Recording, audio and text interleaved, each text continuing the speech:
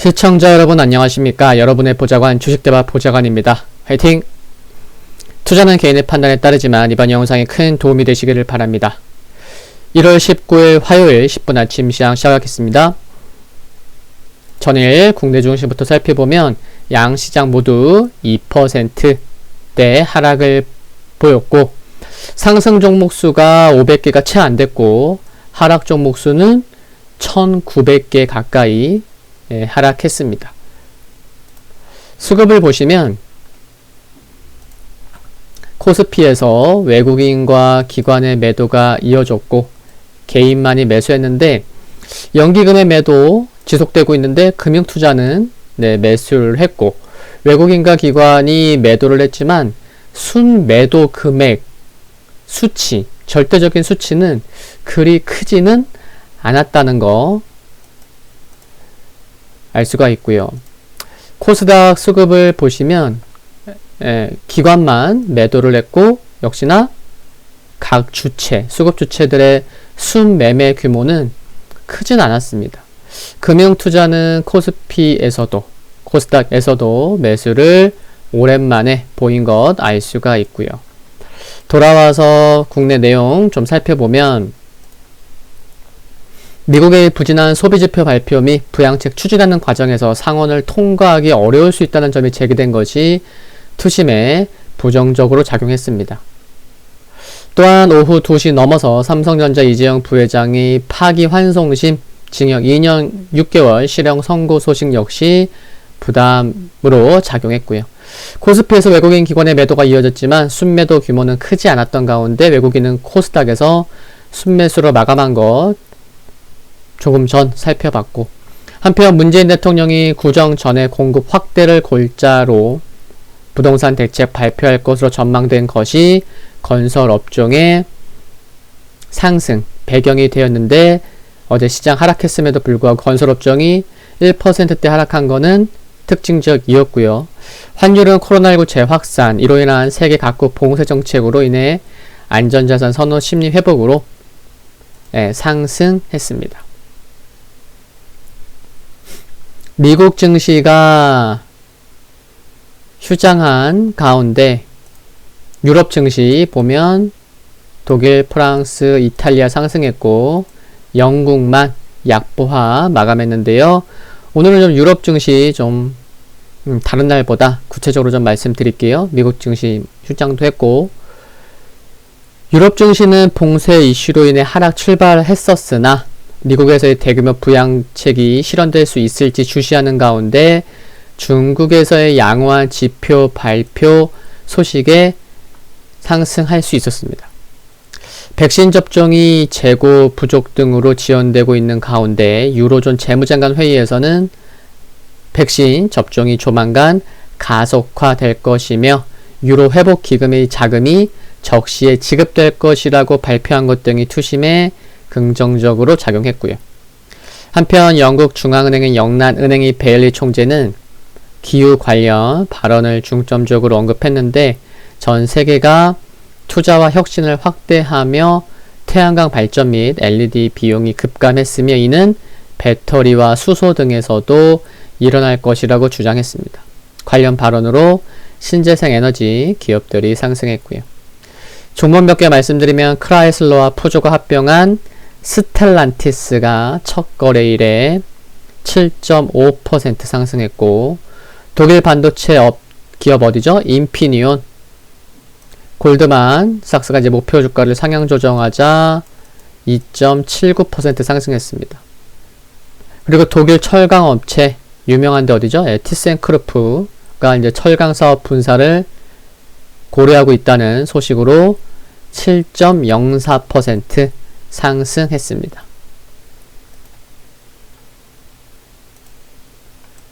상해지수 0.84% 상승했는데 긍정적 경제지표 발표에 힘입어 상승했죠.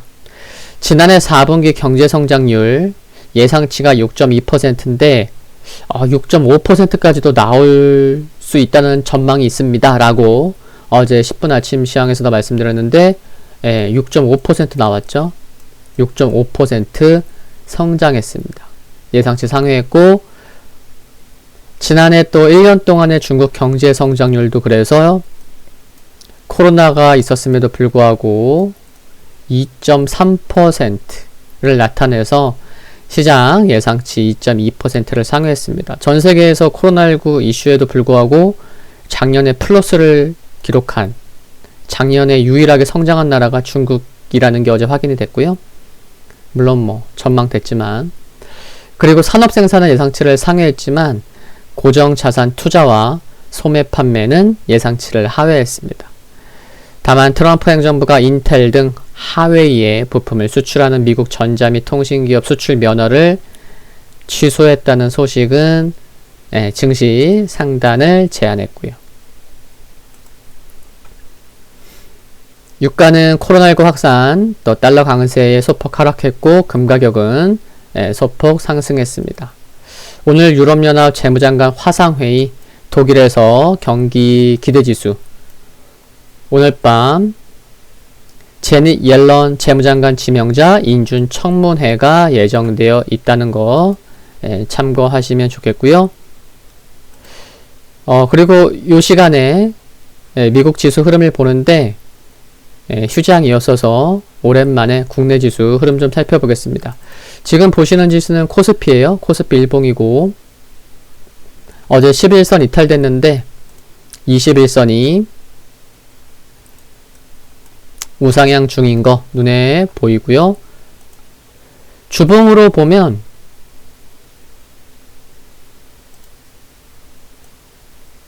꾸준히 상승하다가 지난주 금요일 하락했고 한 주를 시작하는 월요일 어제 하락하면서 이제 캔들상 음봉이 나왔는데 주봉상 지금 꾸준히 가파르게 올라오는 5주 이평선 OMA가 2986 정도 된다는 거 참고해 볼 수 있겠고요.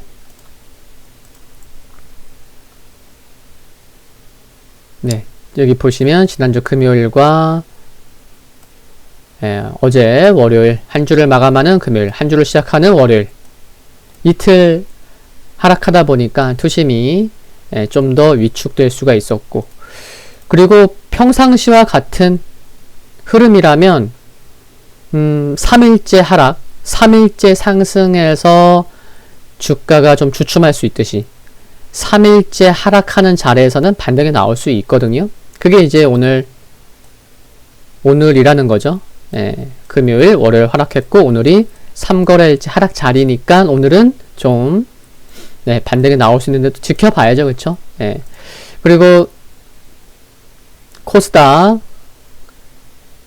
지금 보시는 흐름은 이제 코스닥 일봉인데 미리 체크해 두었지만 장대 양봉의 센터 가운데는 여기까지 하락하면 장대 양봉의 시가까지 밀릴 수도 있지만 어제 하락한 지수가 944포인트 수준인데 정확히 지난 12월 29일 3%대 상승했었던 날 장대 양봉, 이 캔들의 센터 중가운데에 해당하는 지수예요. 네, 그래서 조금 이제 뭐 반등 시도도 좀 나올 수도 있고 그런 이제 눈치 싸움이 좀 치열할 수 있는 지수다 라는 것도 참고하시면 좋겠고, 주봉상 보시면 OMA는 이탈됐지만 상승 중인 10MA 지수가 지금 934포인트 정도 됩니다. 상승 각도를 살펴보면 일주일에 약 10포인트씩 올라오고 있습니다.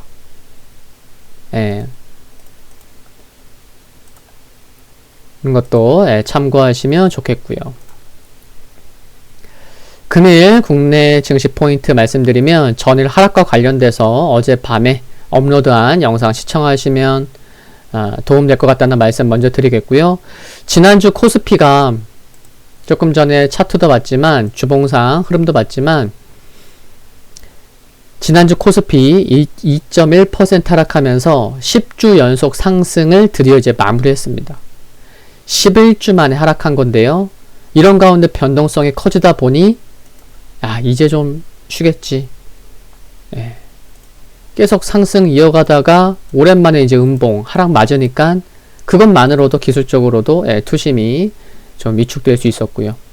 그리고 지난주 이주열 총재, 홍남기 부총리, 은성수 금융위원장 등 빚내서 투자하는 B2에 대한 경고 이어졌던 것도 부담됐고, 그래서인지 지난 화요일에 고객예탁금이 74조 원을 넘었다가 한 2, 3일 만에 6조 원이 감소했죠. 고객예탁금의 감소를 통해서도, 그리고 한 주를 마감하는 지난 금요일에 흐름이 좋지 않았던 것에서도 투심이 약해진 것을 볼 수 있었습니다. 알 수 있었고, 미국 증시가 휴장했던 가운데 유럽 증시가 유로존 재무장관, 중앙은행 총재에서 적극적인 코로나 대응 등으로 상승 전환에 성공하며 마감한 것은 긍정적으로 생각을 합니다. 화이팅입니다. 저는 또 오늘 2주 만에 또 탐방을 갑니다. 2주 전에도 딱 그날만 딱 추웠는데 추울 때만 가게 되네요. 잘 다녀오겠고요. 좋은 하루 되시기를 바랍니다. 구독과 좋아요는 큰 힘이 됩니다. 다음 영상에서 뵙겠습니다. 감사합니다.